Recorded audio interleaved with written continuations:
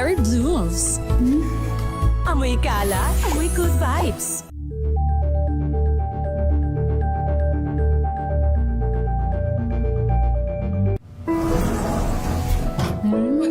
Amoy forever. Amoy LQ. Amoy new kalat berry blooms. Amoy kalat, amoy good vibes.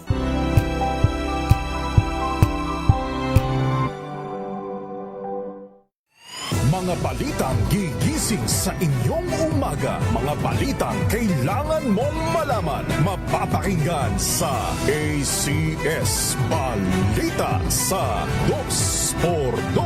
Kasama sina Anthony Taberna at Jerry Baha. Lunes hanggang Biyernes.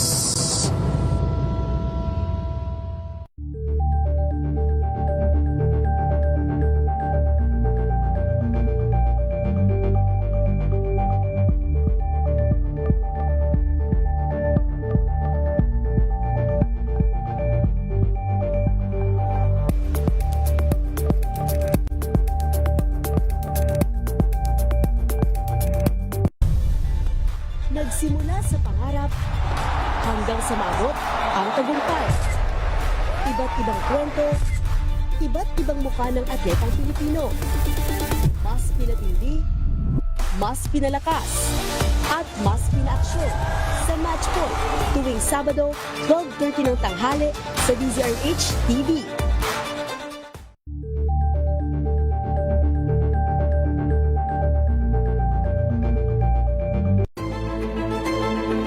Pakikinggan ang bawat panig. When you fight for justice, think about the queer people. Kung hindi kami magkukwento, sino ang magkukwento para sa amin? Ang mga panawagan, ipababatid. Hindi talaga ito masusing pinag-aralan ng gobyerno. The women who are beaten and abused. It's time to listen to their voices. Buhayan ang iba't ibang boses. Mga kwento mula sa iba't ibang anggulo. Dito lang sa Point of View. Mapapanood tuwing linggo, alas 12 ng tanghali sa DZRH TV.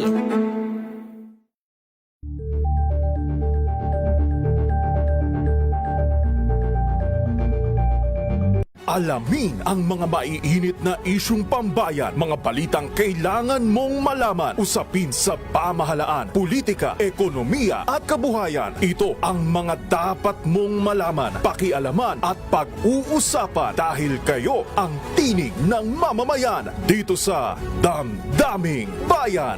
Live sa DZRH Radio, DZRH TV at DZRH Digital. Kasama sinalakay Deo Macalma at Elaine Apit. Araw-araw, Lunes hanggang Biyernes. Damdaming Bayan.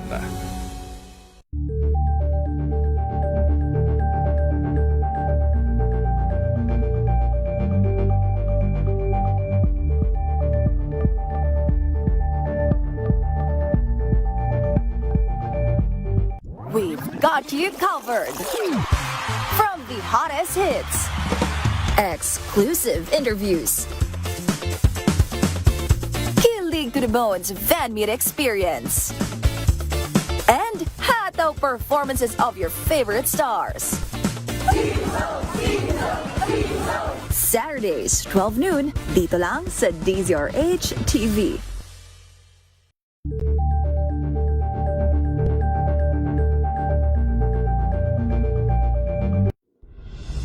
Tuloy-tuloy ang pagtulong, tuloy-tuloy ang pagseserbisyo at tuloy-tuloy ang balitaan kasama si May Binauhan sa Operation Tulong mula Lunes hanggang Biyernes.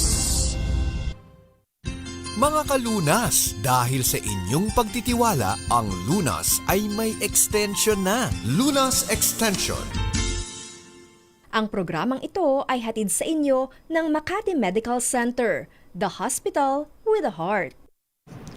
Magandang gabi Pilipinas, Metro and Mega Manila. Tutok na po dito sa programang Lunas Extension sa DZRH at RH-TV. Samahan niyo po kami for 30 minutes at pag-usapan po natin ang ating kalusugan. Makakasama po Eleni Bensal at ngayong gabing ito sasamahan po tayo ng ating pinagkakatiwalaang psychiatry specialist ng Makati Medical Center. I-welcome po natin Dr. Ana Marie Garcia Lantano. Good evening, Doc, and thank you for joining us tonight. Kumusta po?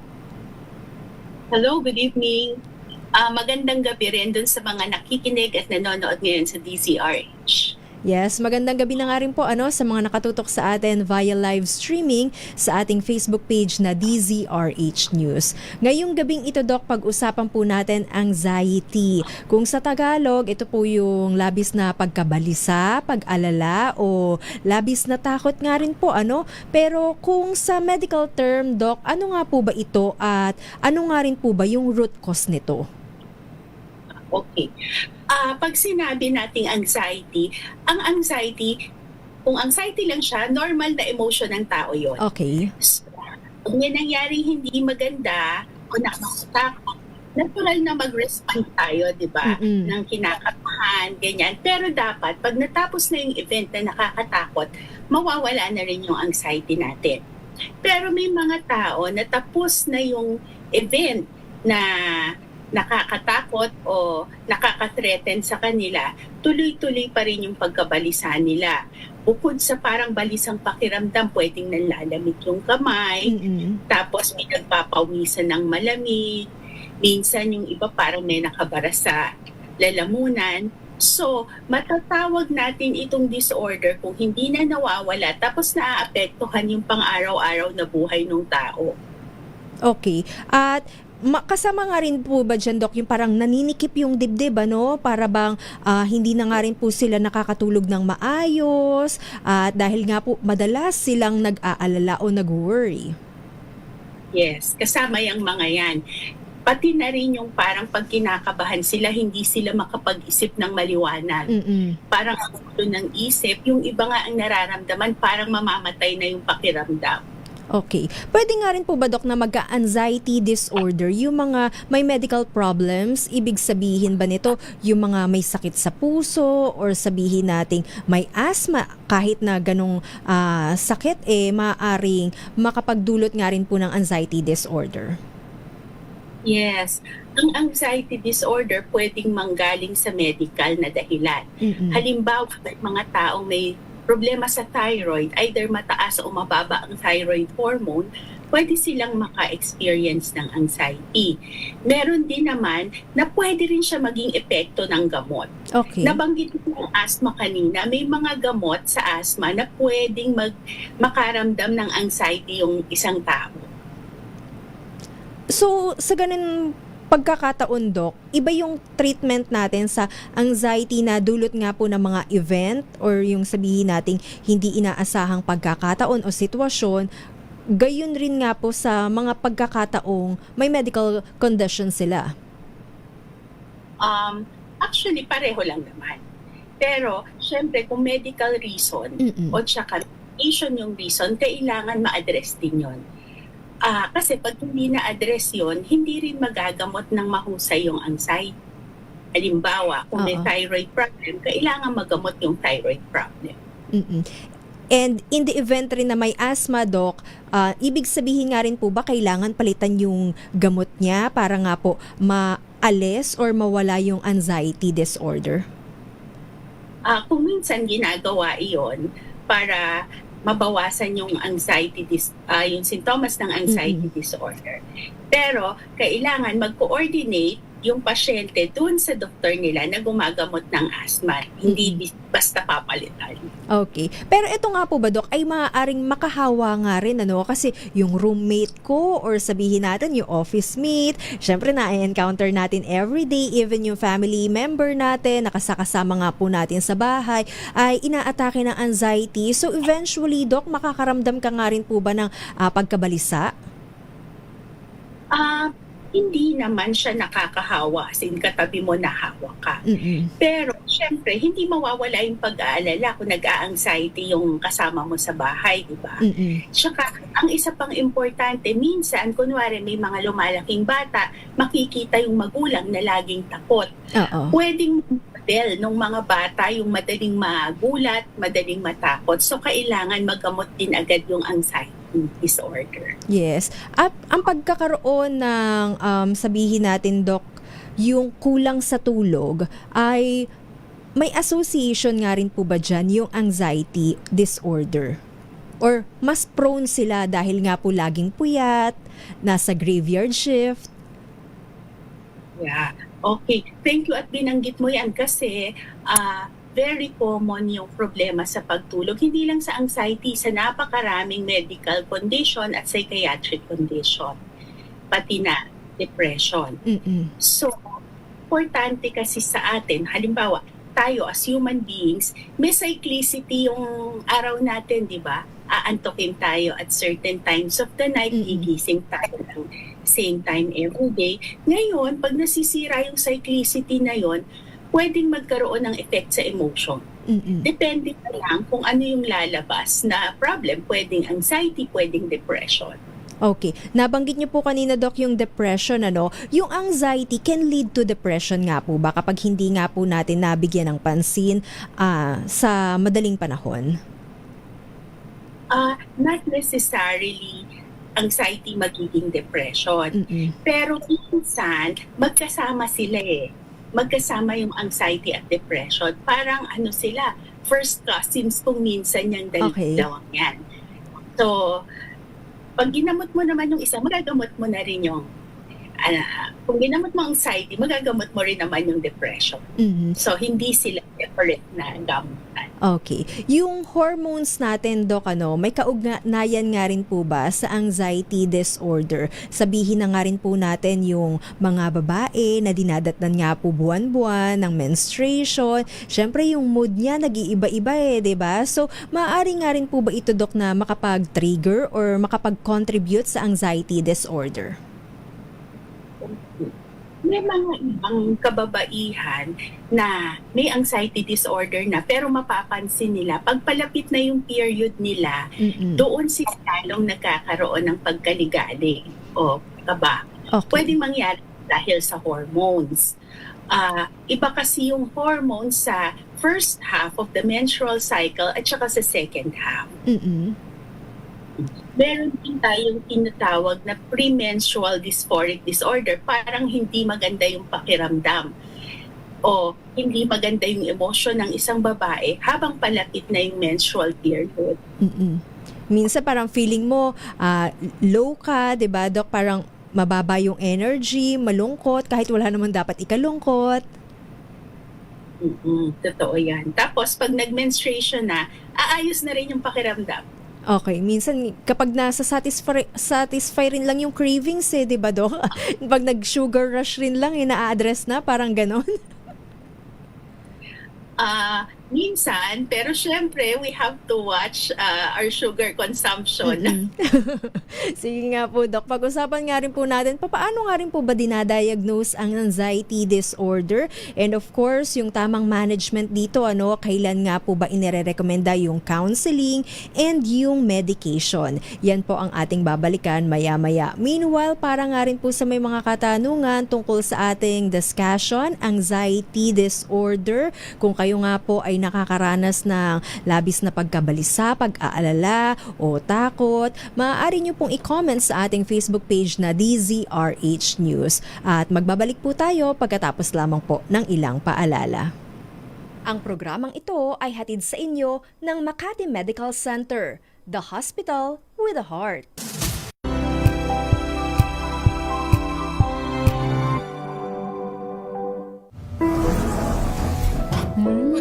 Amoy forever. Amoy LQ. Amoy New Caleb Berry Blooms. Amoy kala, amoy good vibes.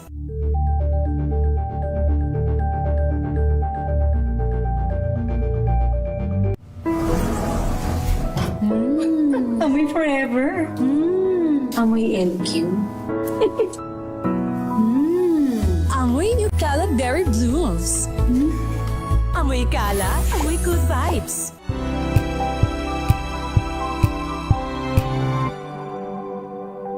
Hello, Washi! Laundry day na naman! Yay! Anong meron? Mancha ng chocolate, putik, may libag pa! Kaya natin yan!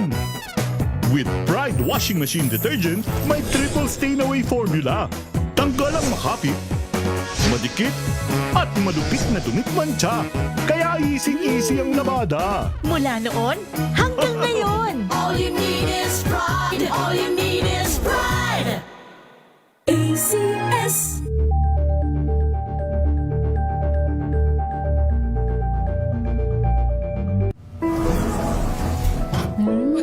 Amoy forever.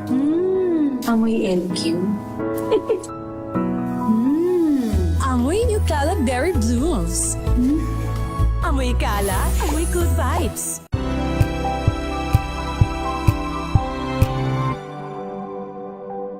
Ito ay bunsod ng naitalang 17 individual na ang kanilang naaresto. Ng Metro Manila Development Authority o MMDA ang No Contact Apprehension Policy o NCAP sa Metro Manila. Sa ang ilang mga dokumento ay peke. Hindi rin legal ang employment na ipinangako sa kanila. Sa mata ng batas, mananagot ang sangkot at may sala. Dahil sa bawat paglabag, may karampatang parusa. Alamin ang mga pananagutan sa likod ng mga bawal. Dito sa Hoy! Bawal Yan! Tuwing Sabado, alas 11:30 ng umaga. Dito lang sa DZRH TV.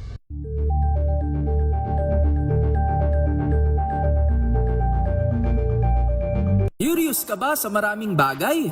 Kami na ang bahala dyan. Aalamin, tutuklasin at bibigyang linaw namin ang mga katanungang bumabagabag sa inyong isipan. Sa programa kung saan ang bawat sagot ay galing lamang sa mga eksperto. Ang Expert's Opinion, tuwing linggo alas 3 ng hapon, dito lang sa DZRH TV.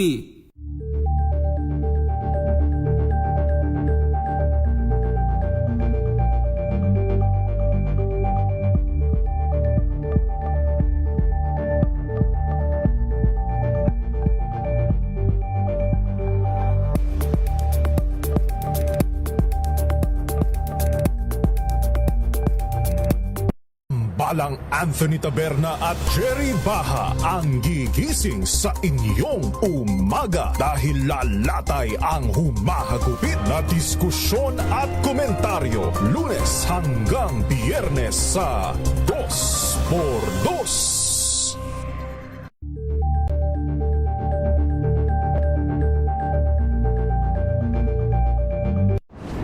Kung good vibes ang hanap mo, dito ka na sa sigurado! Mula sa mga istoryang nagbibigay ng inspirasyon hanggang sa mga kwentong may dalang solusyon. Mga balitang pampagaan, pakiramdam at pampaganda ng araw. Hindi lang ba sa good news, kundi the better news. Mula Lunes hanggang Biyernes, 1:00 ng tanghali sa DZRH TV.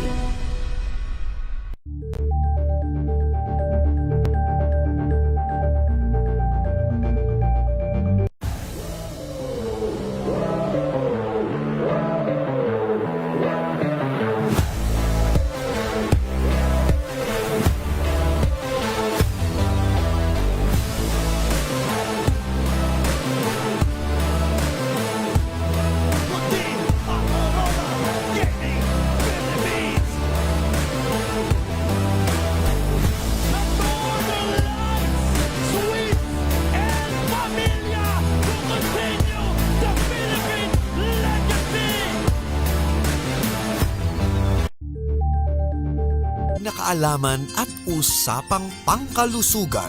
Lunas Extension. Nagbabalik po. Programang ito ay hatid sa inyo ng Makati Medical Center, the hospital with a heart. Kasama pa nga rin po Elanie Bensal and Dr. Ana Marie Garcia Lantano. Dito pa nga rin po sa programang Lunas Extension sa DZRH at RHTV. Kapartner pa nga rin po natin ang Makati Medical Center, the hospital with a heart. Sa pagpapatuloy nga po, Doc, ng ating discussion, pinag-uusapan nga po natin anxiety, At sabi dito rin ng isa nating follower, Doc, na diagnose daw po siyang may AD noong 2021. Bumabalik yung kanyang anxiety pero na-manage naman daw po. Is it normal nga lang po ba, Doc, na bumalik-balik yung anxiety? Kung minsan bumabalik siya, lalo na kunwari may nangyaring nagkaroon ng problemang matindi yung isang tao. So, maganda kung may mabigat na problema at may dating history na ng anxiety disorder, magpakonsulta na hanggang maaga. At paano nga po ba natin, Doc, matutukoy na yung kanyang nararamdaman ay may kaugnayan nga po sa anxiety disorder? Paano po natin dinadiagnose? Okay. Meron kaming isang makapal na libro na Diagnostic Statistical Manual for Mental Disorder. So, nakasulat doon lahat ng mga mental disorders or psychiatric condition. So, para sa anxiety disorder, marami kasing klase. Meron tayong panic disorder, generalized anxiety. Yung dalawang yun yung mas common na na nakikita natin. So, pag sinabi nating generalized anxiety, merong matinding kaba, tapos may mga nararamdaman yung pasyente na mabibigat sa leeg, sa braso, pwedeng masakit yung braso o yung likod, may kasama siyang ganung symptoms. Bukod pa dun sa kinakabahan, na mabilis yung tibok ng puso, o nanlalamig, ganyan. Pag naman panic disorder, ito, nakakaramdam sila nung mga sinabi kong sintomas, nanlalamig, kinakabahan, pwedeng parang may nakabara sa lalamunan ang pakiramdam, o parang nanginginig, o mabilis yung tibok ng puso. Bukod doon, parang naguguluhan din sila o may pakiramdam na parang mamamatay. So, ganun kagrabe yung pakiramdam nun. Para natin ma-diagnose yung mga anxiety disorder na ganyan, ibinabase natin sa DSM. DSM, ibig sabihin, Doc, ano pong klaseng procedure ito or sabihin natin paano po natin ginagawa ito? Okay. Yung DSM, yung Diagnostic Statistical Manual, nakalista doon lahat ng sintomas. So may parang checkan sila, Doc, kung ilan doon yung nararamdaman or na-experience nila? After that, Doc, ano nga po ba yung recommendation natin, once na makita nga po natin or matukoy nga po natin na may anxiety disorder sila? Okay. Once na makita natin na may mga ganong sintomas, pwede kaming magrekomenda ng mga blood test para malaman kung may medical reasons. Kasi, di ba, kagaya ng sinabi ko kanina, kung may medical reason, kailangan magamot yun. So, importante makakuha ng maliwanag at kumpletong history yung doktor galing sa pasyente. Kailangan ding malaman kung ano ba yung sources ng stress ng pasyente o ano yung mga pinoproblema para mapag-usapan din yon. Kasi pag hindi rin napag-usapan kung ano yung problema, hindi magkakaroon ng resolution, hindi rin matututunan ng tao kung paano i-resolve yung problema. Kumbaga, tutukuyin nga po natin, Dok, kung ano nga po ba yung nakakapagpa-ngamba sa kanya, kung ito nga po ba ay kaugnayan sa pera, sa relasyon, o di na makaya sa trabaho, sa negosyo. Yes. Yes, Dok. How about yung social anxiety disorder at separation anxiety disorder, Doc? Okay, pag social anxiety disorder, ito naman yung pagkakaba na nangyayari pag nasa social situation sila. Halimbawa, kailangan nilang makapag-usap sa ibang tao. Halimbawa, yung pakikipag-usap ko sa iyo ngayon. Kung may social anxiety ako, mahihirapan ako makipag-usap sa iyo, di ba? Because this is a social situation. Tapos, yung separation anxiety naman, iyon yung anxiety disorder na paghihiwalay yung importanteng tao sa buhay mo, doon nagmamanifest yung anxiety. Kapag kunwari mangingibang bansa ka na, Dok, at ako ay maiiwan dito sa Pilipinas, doon magte-trigger yung o magsisimula yung separation anxiety? Parang ganon. O kaya kahit aalis lang, nakakaramdam sila ng matinding takot. Paano yung mga bata, Dok, na kung minsan, di ba, papasok si mami sa opisina o di na makaya si daddy, iiyak na yung mga bata na para bang ayaw nilang paalisin si mami at daddy. Kasama na ba yun doon? O maiko-consider na nga rin ba yung separation anxiety, Doc? Yeah, nangyayari ang separation anxiety sa mga bata. Lalo na pag yung first day of school, pwedeng mangyari yan. So, minsan ang ginagawa, binibigyan ng reminder yung bata ni mami, pwedeng may toy siya na nagre-remind kay mami, kasama niya yung toy niya sa bag. Parang, ang importante pag ganyan, huwag piliting iwan yung bata kasi lalo silang matatakot. Balikan nga rin lamang po natin, Doc, dun sa social anxiety. Kunwari nga po na-mention yung ganitong klaseng sitwasyon na tayong dalawa ay nag-uusap kahit na online, hindi naman po talaga tayo magka face-to-face, di ba? Pwede na nga rin po bang umatake yung social anxiety? Yeah, iba-iba kasi yung vulnerabilities ng tao. Diba? Pwedeng yung iba sa actual face-to-face interaction, yung iba haharap lang halimbawa sa online, sa kausap, pwedeng natatakot na sila. Kasama na rin ba dyan, Doc, yung sasabihin nating kakausapin lang naman sa telepono, as in talagang hindi kayo magkakausap, hindi nyo rin hindi nyo makikita yung isa't isa? Pwede rin naman. Lalo na kung matindi yung takot at hindi ko nabanggit kanina kung natatakot mapahiya. Okay. At ganun, Doc, kailan nga po ba pumapasok yung sabihin nating counseling at saka yung iinuman na nga po ng gamot? Okay. Actually, depende din dun sa magnitude ng kung disorder na siya talaga. So, meron tayong mga medications na ginagamit para sa anxiety disorder. Kasama dyan yung mga antidepressants. Yung mga antidepressants natin, iyon din yung ginagamit natin sa treatment ng anxiety. Bukod doon, may mga relaxants din tayo. Yeah. Ako naniniwala sa combination of treatment. May mga iba na okay na, counseling lang or psychotherapy, mariresolve yung problema. Pero pag talagang matindi yung sintomas at nakakaapekto na sa pang-araw-araw na buhay, kailangan na siguro ng gamutan. Halimbawa, hindi ka na makapasok sa trabaho dahil doon ng anxiety, diba? Or hindi mo na makausap yung ibang importanteng tao sa pamilya mo dahil sa takot na nararamdaman. Ang psychotherapy at yung mga oral medication, Doc, gaano nga po ba naglalas para nga po masasabi nating makakatulong na ma-address yung kanyang anxiety disorder? Okay. Yung psychotherapy, depende yan dun sa duration or sa tindi nung nararamdaman. Lalo na, minsan kasi tuloy-tuloy yung problema ng ibang pasyente. So pag ganun, medyo matagal-tagal yung therapy. And maraming klaseng therapy, depende dun sa pangangailangan ng pasyente. Minsan, may mga klase ng therapy na mabuti, halimbawa, cognitive behavioral therapy. Okay siya sa ibang pasyente pero hindi sa iba. May mga iba naman okay ang interpersonal therapy or mindfulness-based cognitive therapy. So, hahanap din yung pasyente ng tamang psychotherapy techniques para sa kanila. At matutukoy natin to, Doc, yung sabihin natin masasabi nating epektibo sa kanya kapag hindi na nga po ba talaga siya inaatake ng anxiety? Yes, pwede namang with a combination of treatments, pwedeng umabot na hindi siya nakakaramdam na ng anxiety.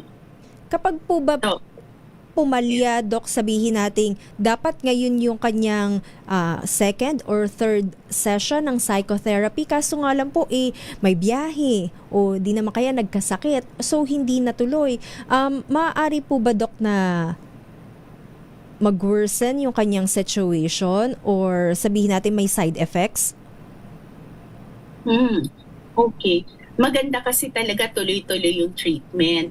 Pero kunwari, biglang nagkasakit o kaya may biyahe, importante mag-coordinate dun sa doktor nyo kung anong gagawin. Kasi pwede namang magkonsulta sa ibang doktor kung ano yung malapit sa kanila, di ba? Or pwede namang makausap na ngayon yung psychiatrist o yung therapist online. Pwede na rin, may access na rin tayo doon.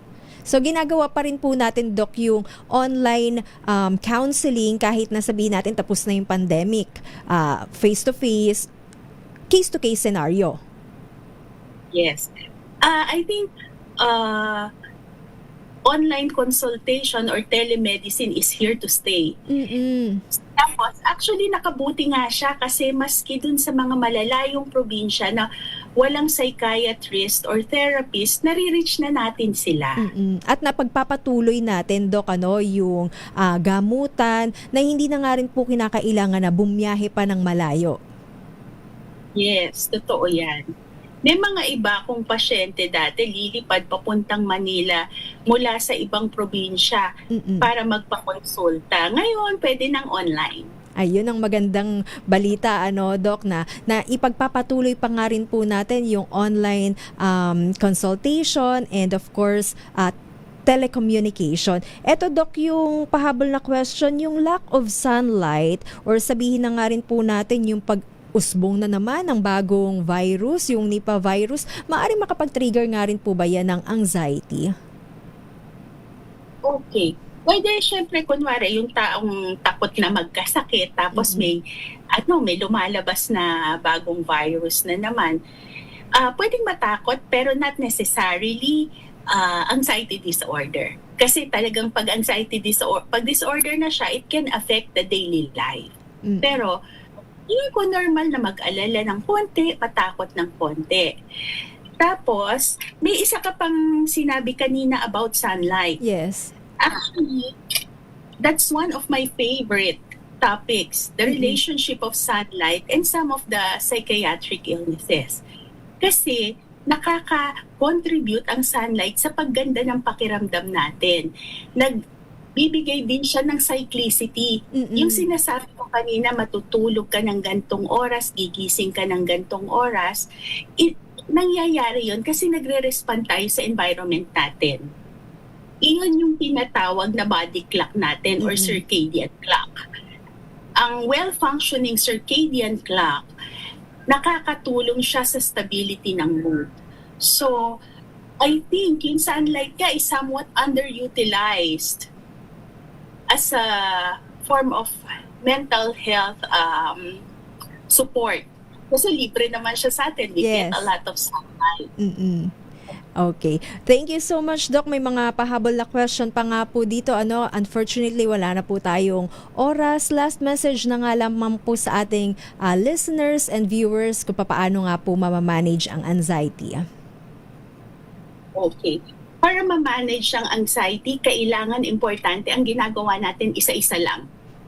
Kasi may tinatawag na multitasking. Yes. Pero sa totoo lang, ang kayang gawin ng brain natin one at a time. Okay. Pag sinip natin ang mga sarili natin sa maraming kailangan gawin, ma-overwhelm talaga tayo. Mag-shift yung brain several times. So that's stressful. So do things one at a time that can help prevent anxiety. We call that mindfulness. Kailangan gawin. Okay. Isa pa, kung may nararamdaman na kayo, huwag nyo nang pagtagalin. Humingi na kayo ng tulong, sabihin nyo sa pamilya o sa kaibigan. Thank you so much, Dr. Ana Marie Garcia Lantano. Ayan nga po, para nga po sa mga nais pong magpakonsulta, bukas po ang hotline number ng Makati Medical Center 8888-8999 or bisitahin nga po ang kanilang website na makatimed.net.ph. Thank you once again, Doc Ana Marie Garcia Lantano, ang ating psychiatry specialist ng Makati Medical Center. Nakasama nyo nga rin po Elanie Bensal, bumaba nagbabati ng magandang gabi at magkarinigan tayo hanggang sa susunod dito pa rin po sa programang Lunas Extension sa DZRH at RH TV. Ang programang ito ay hatid sa inyo ng Makati Medical Center, the hospital with a heart. Mga kalunas, hanggang bukas dito sa Lunas Extension.